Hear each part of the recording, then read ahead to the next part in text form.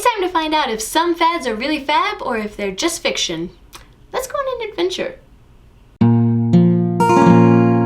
Hello and welcome to Capricious Conversations, and thank you for joining me today. It is the human condition to be attracted to a fad. We love fads as humans. We are always looking for the greatest thing since sliced bread. And let me tell you something, we were probably gaga over sliced bread when it was invented. But we are always looking for what's cool, what's hip, what's happening, what everybody else is doing, what looks good on that person. We love fad diets. We're all about fad clothing styles. We love fads. Mostly, I think, because we want to fit in, but we are always looking for that next best thing. Fads, however, can sometimes get us into trouble. Especially fad diets. Sometimes fad can be awesome. I love the fad of skinny jeans. I know that that is a controversial topic. I was against it myself for quite a long time until I tried them. Let me tell you something, they are very comfortable, and on most people they look okay. I just really enjoy it. So there are some fads that are great. There's other fads that are not so great. Okay? One of those fads, so today what I'm going to do is I'm going to take you through some fads and whether they're really all they're cracked up to be. One of those fads is the gluten-free diet. Now, okay, let me preface this by saying I know that there are people out there who have autoimmune disorders, have specific medical conditions in which they cannot eat gluten. I am one of those people, okay? I have an autoimmune disorder. I can't eat gluten for medical reasons. If you are not one of those people, you are a fad dieter. Gluten-free is rough, we'll just say. It is expensive, and for one thing, unless you want to spend your entire life in the grocery store reading labels, it's not worth your time unless you have a medical problem. If you do not have a medical problem, let me take you through some of the things about the gluten-free diet that are not in your favor. Going gluten-free in America means that you have to completely change your eating habits because, as I said before, gluten is in everything. When I first found out that I had to go gluten-free, I remember reading some labels and I was almost in tears in the grocery store because I was like, there is literally nothing I can eat because it's in everything and it hides in various places. You have to learn what it's called. If you don't take the time to do that, and if you don't take the time to read the labels, chances are good you're eating it anyway, so you might as well just eat it. You have to read the labels on everything. It's in everything. And it gets super duper frustrating. Once you do find something that's certified gluten-free, chances are good that it's like 3 times more expensive than everything else around it. And also, the problem with going gluten-free is that you cut out a whole bunch of whole grains. You cut out wheat, you cut out barley, you cut out rye. And that includes a whole wealth of things. And bread is mainly made out of wheat, but the other variations, rye and barley bread, those have some incredible vitamins in them like B12 and B6 that you are not going to get in a gluten-free bread.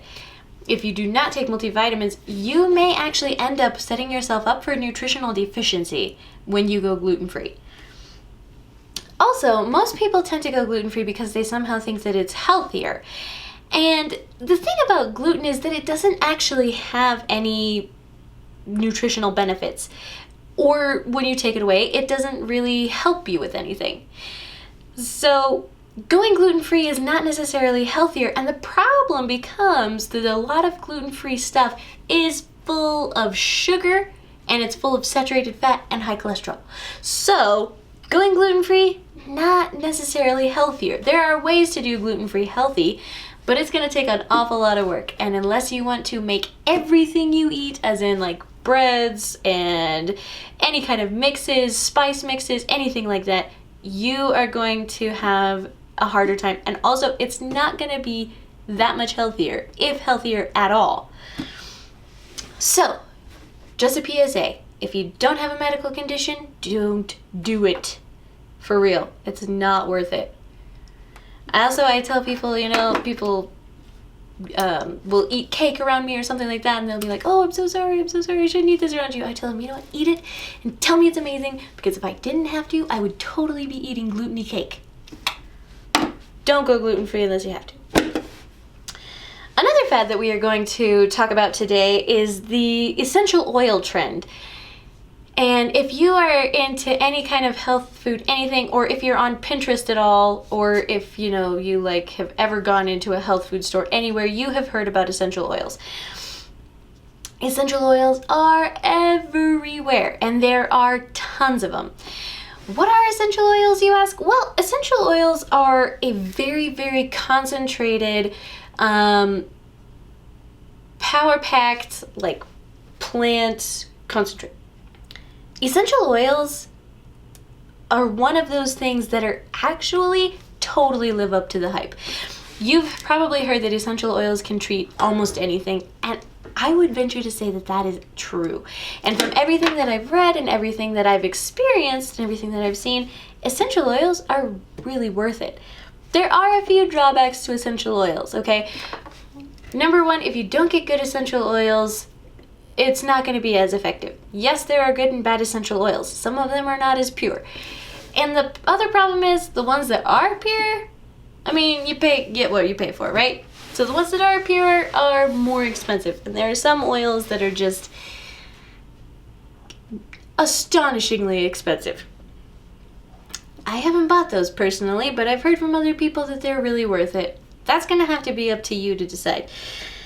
However, essential oils, even some of the cheaper ones, have really great health benefits. 1 ounce of clove oil is equivalent to 450 pounds of carrots in the antioxidant properties that it contains. That's a lot. And you can take the clove oil, almost any essential oil, you can apply or use it in a bunch of different ways. You can diffuse it into the air, you can apply it topically, you can drink it, you can put it on a carrier oil, you can cook with them. So there are a lot of uses for essential oils and a lot of ways that you can get them. One of my favorite essential oils is peppermint. And I love peppermint because it has a bunch of different uses. Number one, it's very relaxing. Also, it can be very refreshing. I use it a lot with a little bit of oil. You do 1-to-1 with water, and you can use it like icy hot. So if you have muscles that are really sore, 1-to-1 water with peppermint essential oil, rub it on the muscle, and it's like icy hot, and it really, really works.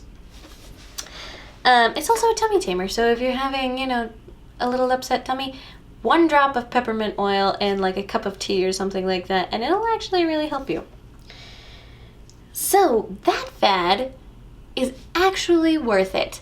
And so that one is not fiction, it is fab. It is a fad. Gluten-free, fiction, unless you have a medical condition. If you don't have a medical condition, don't do it. But essential oils, research that stuff, check out what you can treat with it, and get on that essential oil bandwagon because it's pretty awesome. I love natural things. I love homeopathic things.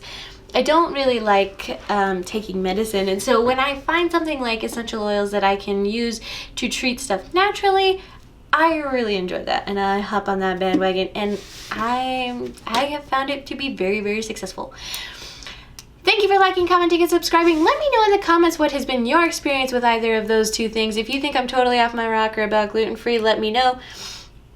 And if you have found essential oils to be effective or not, I would love to know that. Let me hear it. And if you just find any other fads that you would like us to research and check out on this show, let me know that too. Thank you for sharing this video with all your friends. Let's go on an adventure.